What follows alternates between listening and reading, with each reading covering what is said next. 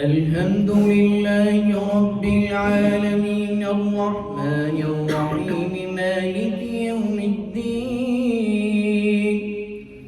إياك نعبد وإياك نستعين اهدنا الصراط المستقيم صراط الذين أنعمت عليهم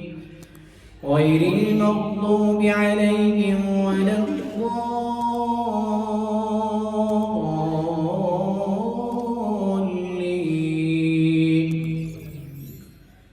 سبحان الذي أسرى بعبده ليلا من المسجد الحرام إلى المسجد الأقصى الذي باركنا حوله لنريه من آياتنا إنه هو السميع البصير وآتينا موسى الكتاب وجعلناه هدى لبني إسرائيل ألا تتخذوا من دوني وكيلا ذرية من حملنا مع نوح إنه كان عبدا شكورا وقضينا إلى بني إسرائيل في الكتاب لتفسدن في الأرض مرتين ولتعلن علوا كبيرا فإذا جاء وعد أولاهما بعثنا عليكم عبادا لنا أولي بأس شديد فجاسوا خلال الديار وكان وعدا مفعولا ثم رددنا لكم الكرة عليهم وأمددناكم بأموال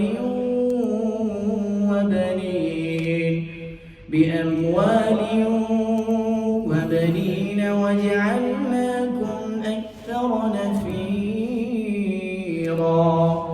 إن أحسنتم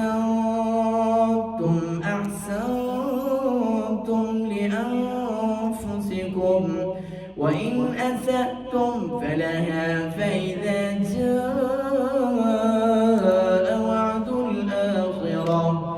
فإذا جاء وعد الآخرة ليسوءوا وجوهكم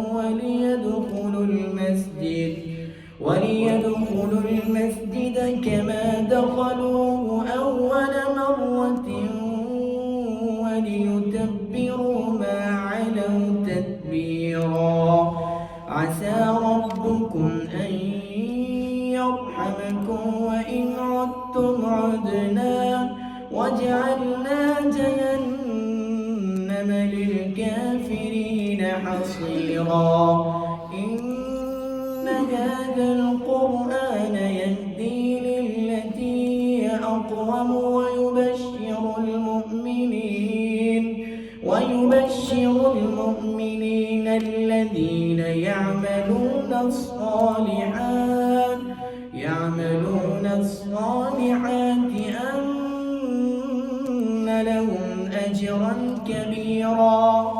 أن لهم أجرا كبيرا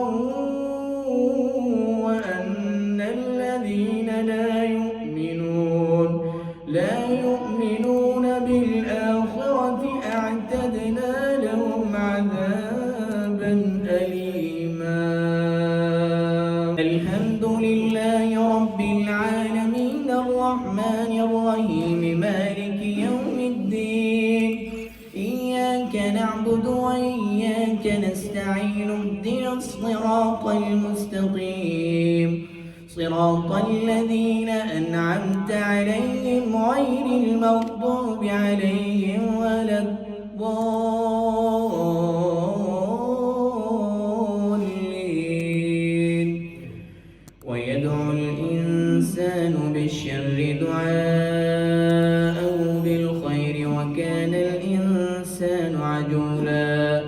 وجعلنا الليل والنهار آيتين فمحونا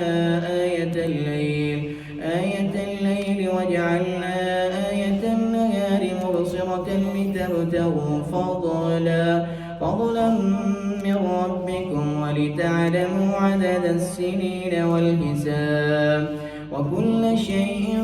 فصلناه تفصيلا وكل إنسان ألزمناه طائره في عنقه ونخرج له يوم القيامة كتابا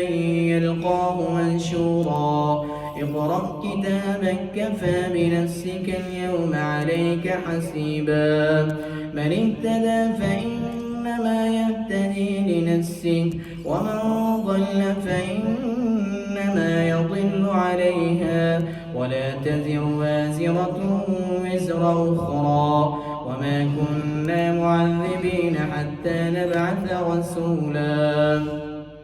وإذا أردنا أن نهلك قرية أمرنا متر فيها ففسقوا فيها فحق عليها القول فدمرناها تدميرا وكم أهلكنا من القرون من بعد نوح وكفى بربك بذنوب عباده خبيرا بصيرا.